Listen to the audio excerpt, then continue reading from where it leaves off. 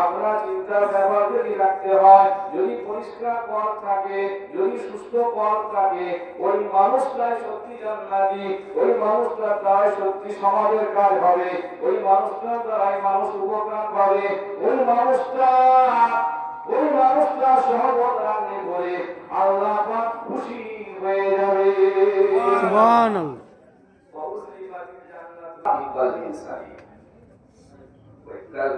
নীরব যদি অন্তর নিয়ে আমার কাছে আসতে পারো, ঠিক এটাকে পরিষ্কার করার জন্য বললেন, এটাকে পরিষ্কার করার জন্য বললেন আর রাসূল পাক বললেন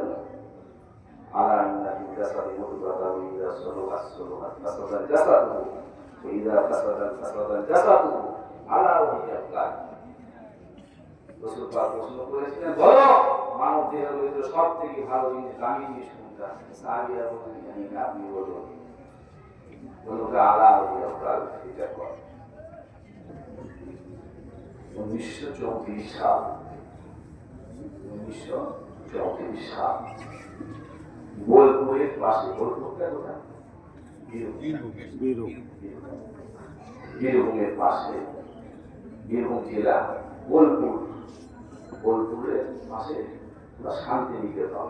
সেই শান্তিনিকেতনের পাশে একটা ছোট্ট গ্রাম। কত সালের কথা বলছি? 34 কথা বলছি। তাহলে তখন একটা গ্রামের ইমাম সাহেব ছিল। ইমাম সাহেব পেয়েছি নবী পাকের আগমনের মাস নিয়ে উনি কিছু মানুষদেরকে বক্তব্য আকারে বলবেন, শোনাবেন। নবী পাক এরকম ছিল, নবী এরকম তাদের স্বভাব ছিল, তাই ছিল।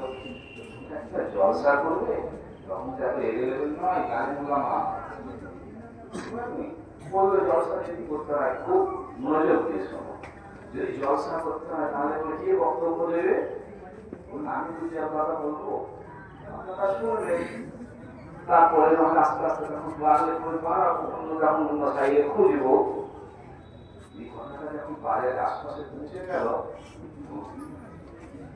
তখন হিন্দু ভাইরা এসে বলেছিল এক কাজ কর, তোদের নবীর রবীন্দ্রনাথ ঠাকুর অনেক কিছু জানে, শুনুন